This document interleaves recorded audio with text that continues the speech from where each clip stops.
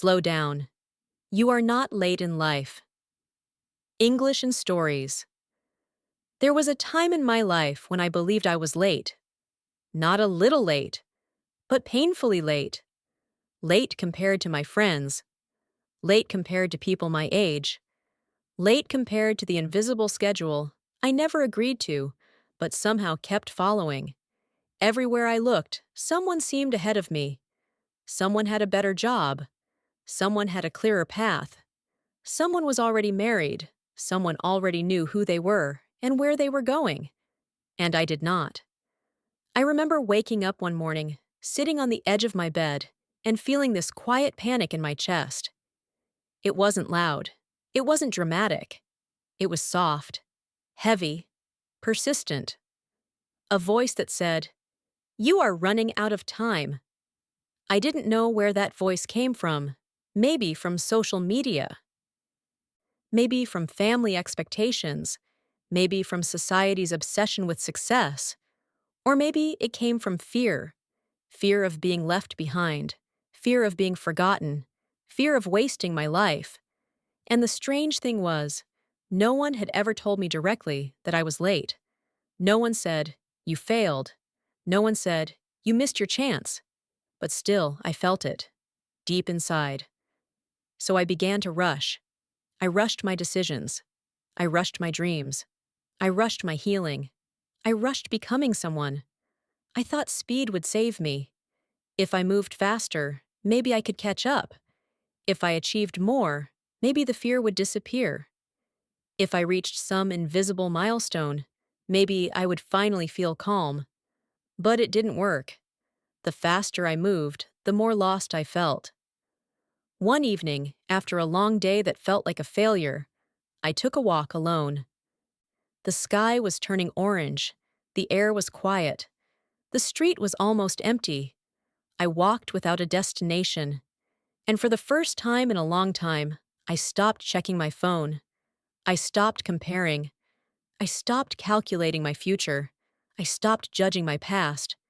I just walked, slowly. And something strange happened. Nothing changed, but everything felt different. I noticed small things, the sound of my footsteps, the way the wind moved the trees, the light in someone's window. Life was still happening, even though I felt behind, even though I felt confused, even though I didn't have answers. Life did not pause because I didn't know what I was doing. Life did not punish me for being uncertain. Life continued, quietly, patiently. And for the first time, I wondered something new. What if I'm not late? What if I'm just slow? We live in a world that worships speed, fast results, fast success, fast growth, fast answers. If something takes too long, we think something is wrong. If someone moves slowly, we assume they are failing. But nature is slow. Trees grow slowly, mountains rise slowly, rivers shape the land slowly, and yet they are strong, they are lasting, they are real. So why did we decide that humans must be fast? I once met an old man in a small cafe. He sat alone every morning, drinking the same coffee, reading the same newspaper. We started talking by accident. I asked him what he did for a living. He smiled and said, "I am retired now, but I was many things." Many things, not one identity, not one straight line. He told me he found his true passion in his 40s. He met the love of his life in his 50s. He learned to forgive himself in his 60s. And he said something I will never forget. "Life didn't start late for me," he said. "It started when I was ready." That sentence stayed with me. Life started when I was ready. Not when society decided. Not when my peers decided.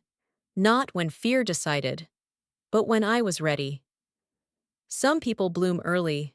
They know what they want at 18. They find success at 25. They feel settled at 30. That is beautiful. But some people bloom later. They wander, they doubt, they restart, they break, they heal, And that is also beautiful. A late bloom is still a bloom. I began to notice stories no one talks about. The writer who was rejected for decades before being published. The artist who was invisible until their work finally found the right eyes. The person who changed careers and found joy after years of unhappiness. These stories exist. They are everywhere. But we don't celebrate them enough because they don't fit the fast narrative. There is a quiet pressure to have it all figured out, a pressure to explain your life in one sentence. What do you do? Where are you going? What's your plan? But some lives cannot be summarized. Some lives are poems, not bullet points. Some journeys are meant to be felt, not explained. If you are listening to this right now and you feel behind, I want you to hear this clearly. You are not broken. You are not failing. You are not late. You are becoming. Becoming is slow. Becoming is messy. Becoming has no deadline. And that is okay. You don't need to rush your healing. You don't need to rush your purpose. You don't need to rush your life. I wish someone had told me earlier that it is okay to move at my own pace, that rest is not laziness, that uncertainty is not weakness, that silence is not emptiness. Sometimes silence is where clarity grows. There is a difference between being stuck and being slow. Being stuck feels heavy. Being slow feels intentional. Being stuck feels forced. Being slow feels honest. If you are moving slowly because you are listening to yourself, because you are learning, because you are healing, then you are not stuck. You are alive. One day, you will look back at this moment where you felt unsure, this moment where you felt behind, this moment where you felt lost, and you may realize this was not a delay. This was a preparation. Slow down, not because you are weak, but because your life deserves to be lived fully, not rushed through. You are not late in life. You are right on time for your own story. There is a quiet pain that comes from comparison. It doesn't scream. It whispers. It whispers when you scroll your phone at night. It whispers when you see someone else's success. It whispers when you measure your life against someone else's timeline. And slowly, almost without noticing, you begin to believe that your life is smaller, less impressive, less meaningful, less complete. Comparison is subtle. It doesn't arrive as jealousy. It arrives as self-doubt. It makes you question your choices, your pace, your worth. And the most dangerous part is this. Comparison makes you forget who you were before you started looking sideways. I remember a period in my life when I couldn't enjoy anything, not because my life was bad, but because someone else's life looked better. I could be sitting in a quiet room, safe, warm, breathing, and still feel like I was losing, because somewhere out there, someone was doing more, earning more, becoming more. At least, that's what it looked like. But what we see is never the whole story. We see highlights. We see achievements. We see carefully chosen moments. We do not see anxiety at night. We do not see doubt behind the smile. We do not see the cost of that success. Every life has a price. Some pay with time. Some pay with health. Some pay with peace. But social media does not show receipts. There was a moment when I decided to stop asking, "Am I ahead or behind?" and started asking something else. Am I honest with myself? That question changed everything, because honesty is quieter than ambition, but far more powerful. Honesty tells you when something is not for you, even if everyone else wants it. Honesty tells you when you need rest, even if everyone else is running. Honesty tells you when you are growing in invisible ways, even if there is nothing to show yet. We rarely talk about invisible growth, the growth that doesn't come with applause, the growth that happens when no one is watching. Learning to say no, learning to let go, learning to forgive yourself, learning to be alone without feeling lonely. These things do not look impressive, but they change everything. I once spent years trying to become a version of myself that looked good from the outside. Productive, confident, successful. But inside, I was exhausted, because pretending requires constant effort, and one day, I simply couldn't do it anymore. I stopped pushing, I stopped pretending, and strangely, that's when my life began to feel real.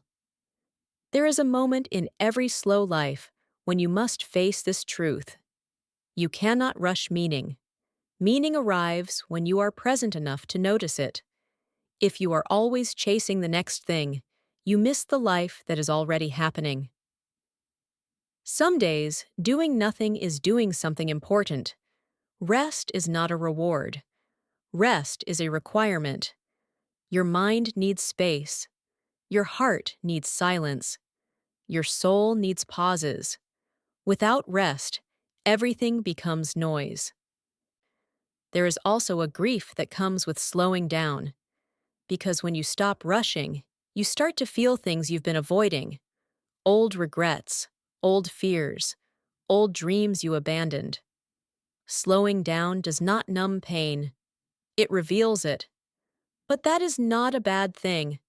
Pain that is felt can be healed. Pain that is ignored becomes heavier. Healing has no schedule. You don't get over things because the calendar says so. You heal when your heart is ready. And sometimes, healing looks like moving backward, like questioning everything, like starting over, like sitting with uncertainty. This is not failure. This is courage. Many people mistake clarity for certainty. But clarity often begins with admitting, I don't know. I don't know what I want yet. I don't know where I'm going. I don't know who I'm becoming. Saying, I don't know, is not weakness. It is the beginning of honesty. I have learned that a meaningful life is not a straight line. It is a series of turns, pauses, detours. And sometimes the detour is the point. There are people who will never understand your pace. They will call you slow, unambitious, unfocused. Let them. They are not living your life. You are allowed to build a life that feels right to you, even if it looks wrong to others. One of the most peaceful moments in my life was the day I stopped explaining myself. I stopped justifying why I wasn't where I should be. I stopped defending my pace. And in that silence, I found freedom. Freedom does not come from reaching a destination. It comes from accepting where you are. Right now. Not as a temporary mistake, but as a meaningful chapter. If you are listening to this and feeling pressure in your chest, take a breath. You are allowed to be unfinished. You are allowed to change your mind. You are allowed to arrive later than others. Life is not a race, and even if it were, there is no prize for arriving exhausted. You don't need to become someone else to be worthy. You don't need to rush your story to be valid. You don't need to prove anything to anyone. Your existence is already enough. One day, you will understand why things happened slowly for you, why doors didn't open earlier, why paths disappeared, why timing felt wrong, and you may realize, if things had happened faster, you wouldn't have been ready. Slow lives create deep roots. They teach patience. They teach empathy. They teach presence. They may not look impressive early on, but they last. As this story comes to a close, I want you to remember this. You are not behind. You are not late. You are not missing your life. You are living it at the pace it needs. So tonight, or this morning, or wherever you are, allow yourself to slow down. Not because you gave up, but because you chose to listen. Your life is speaking to you, and it does not need to be rushed. Slow down. You are not late in life. You are exactly where you need to be.